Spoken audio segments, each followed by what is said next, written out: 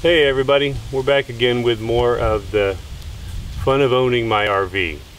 And I'll tell you some issues we've been having with the RV since, well, we tried to take a trip about an hour away a few weeks ago, and as we're driving along, the RV suddenly goes into neutral as I'm doing like 65 miles an hour down the highway. It was on cruise control and driving, and then suddenly engine just revs through the roof. So I tap the brake to take it out of cruise, and I'm like, wow, okay, did I tap the shifter lever? I hope not. No, it's in drive.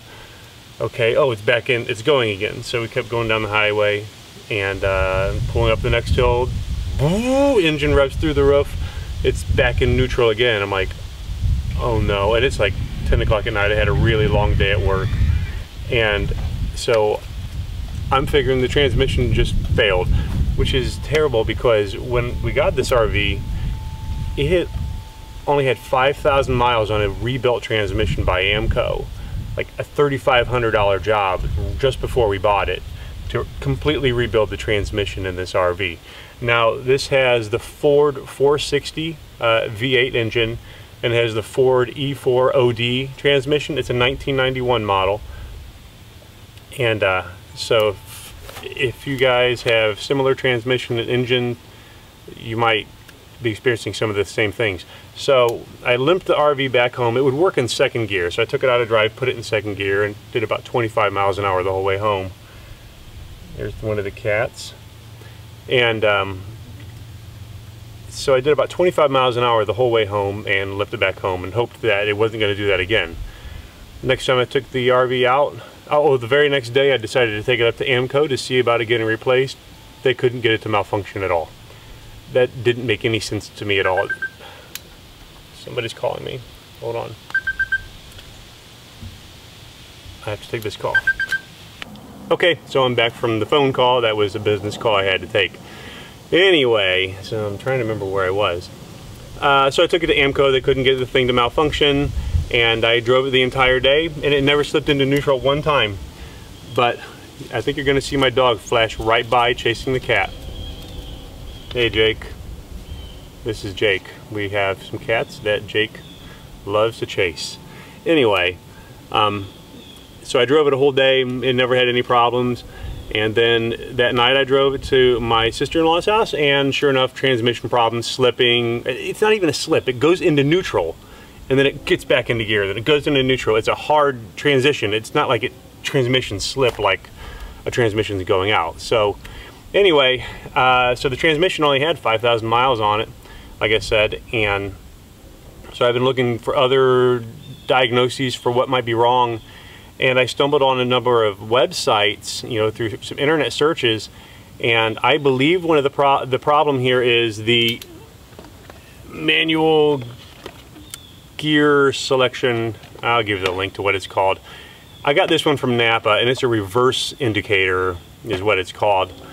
And I'm going to replace this today because many of the forums I was on says this little piece here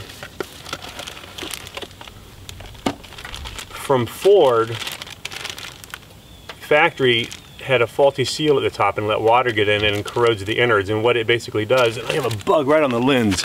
You stinking bug, get off. Get off. I'm living in the jungle here apparently.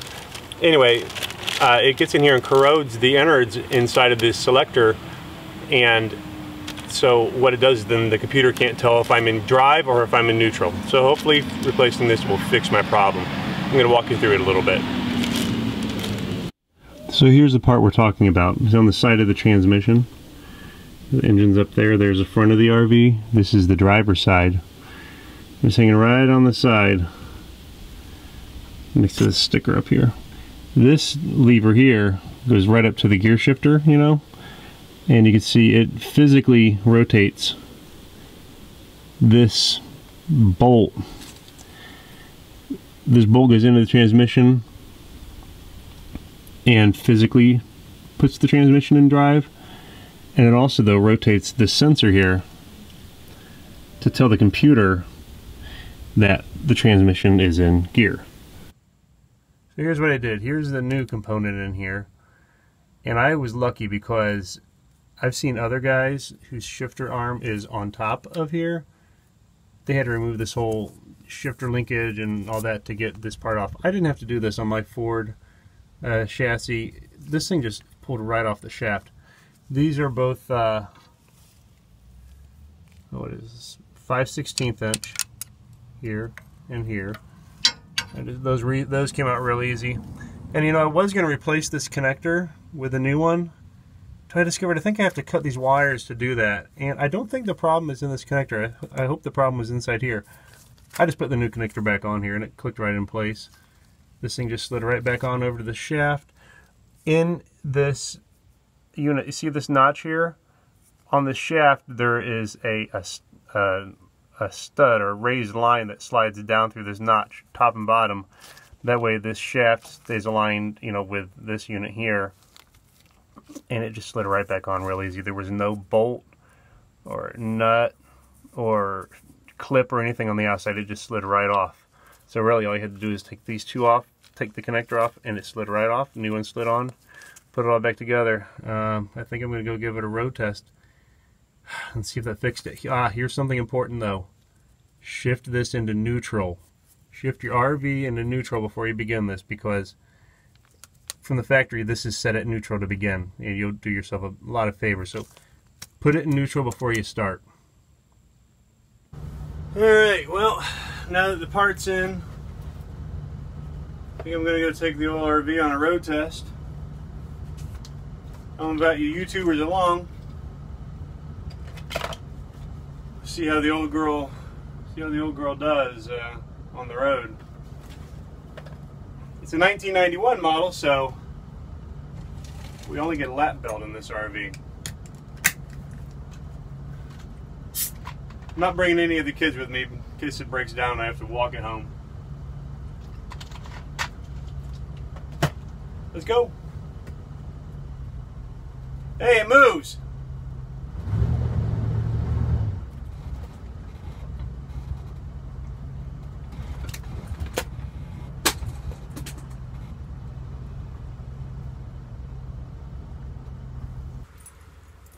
Well, I drove to the gas station and it's still going into neutral on the highway. I think I'm going to go back and work on replacing that connector. Could be that connector's bad too. You know, I might as well replace the whole thing. So I got to figure out how to do that. I was really hoping it was going to work. You know, on the road trip, on that test trip I just took, I also got to thinking that I never cleared the computer. And it might be full of the old code, and you know, it's used to the old equipment. So what I'm going to do right now, I'm going to disconnect the battery. So I already removed this and disconnect the battery here.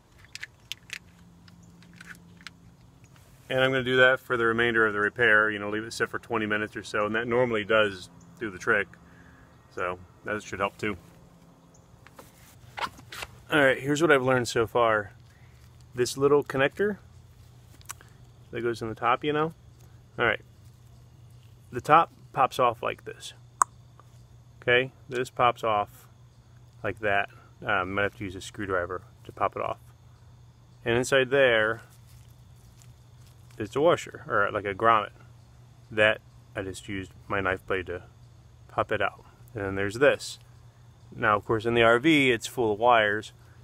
But on the bottom is this thing, right? Take your needle nose and grabbing it like this, it pulls right out. And now I should be able to feed the wires through here into the new connector. I don't know if it's going to do anything, but I'm going to give it a shot because I have a new one. And it's not working right, so here it goes. So I got the cap off of the one underneath the RV here, and took some pictures to help me remember which wire goes where. Can you imagine messing that up? That'd be horrible. I gotta pull them out one at a time and reinstall them one at a time. After much work, I got all these pins, all these wires installed on the new terminal.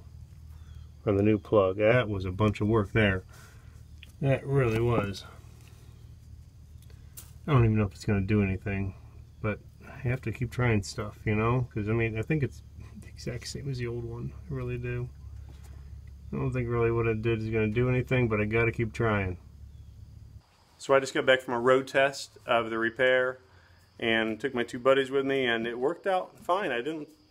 Jake just knocked the tripod. That was a vibration. I think it ran okay. You know, with the battery, I hooked that thing back up, and it might have made a difference. And I put all that work into the connector, and I put dielectric grease up in the connections, and I think it ran okay. I drove it for about 10 miles or so, something like that, and I don't think it had any malfunctions that entire time.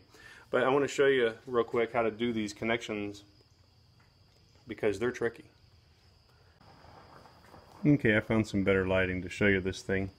This is important. You'll need to know this to replace this thing. What you got to do, you got to have a little screwdriver, a little like jeweler's type screwdriver. I tried using a couple different things because I couldn't remember where my screwdriver was, and I remembered and I found it. Little tiny flathead screwdriver. What you got to do here, when you take this connector off, you'll see inside here the connectors. They're metal, of course. There's 8 of them on mine. What you got to do, you got to slide this jeweler's screwdriver down here in between there, and you'll feel a little lever down there, and pry like this. And that, at the same time you're doing that, you're going to need to be pulling on the wire that you're releasing, and you'll feel it pop out. It pops out pretty easy. If you're pulling hard, you're not doing it right, because when you release that, it comes right out. But here's the secret, man.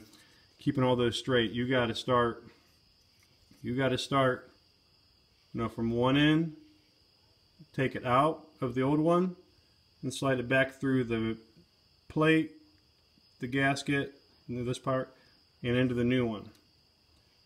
One at a time.